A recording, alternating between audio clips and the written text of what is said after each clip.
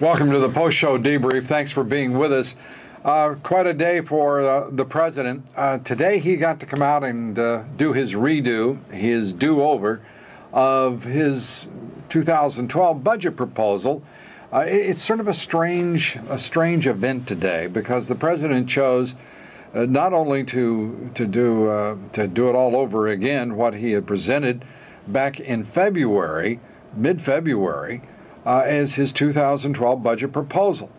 Now, what's interesting is the president and the administration is claiming that this is a $4 trillion reduction in spending, this budget. We haven't gone through the details yet, but I'm very suspicious of that. I'm very suspicious of a number of aspects, and let me tell you why. When he did his original budget proposal only just under 2 months ago, on Valentine's Day, he had said, and his administration had said, that it was only an increase of $7 trillion over a decade. Well, the Congressional Budget Office reviewed that budget proposal, and guess what? That budget would have actually added $1 trillion a year to the national debt. Think about that. $1 trillion a year.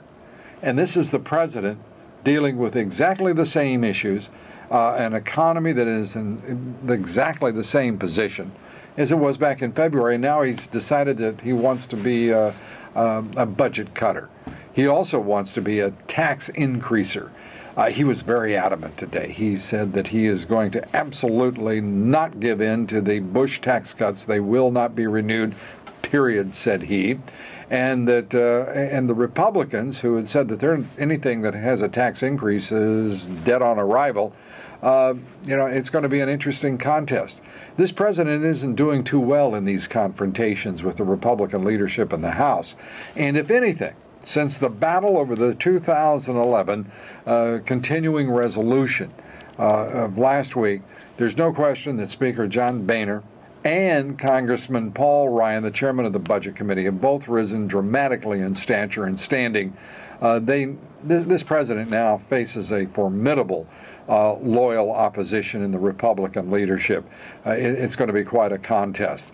And the president has lost considerable credibility with the national media and obviously with the American people. Most Americans now believe this country is moving in the wrong direction and are very concerned about the levels of debt that these governments, both Republican and Democrat, to be fair, over the course of the past 30 or 40 years, have run up, with the exception of the second term of the Clinton administration. So here we are. The battle is joined and the game is on. This is for all the marbles this time. 2012 is the real deal. To be accompanied by the political competition and confrontation over the debt ceiling. Will they raise it? Will they not? And if they do, what will be the cost in government budget cuts that the Republicans will exact for raising that debt ceiling? It promises to be a fascinating month or two here in terms at least of budget politics, usually the dullest stuff. This is pretty exciting stuff and very important stuff. Thanks for being with us for the post-show debrief. Please join me each Monday through Friday evening at 7 p.m. Eastern for Lou Dobbs Tonight on the Fox Business Network. We'll see you next on the radio.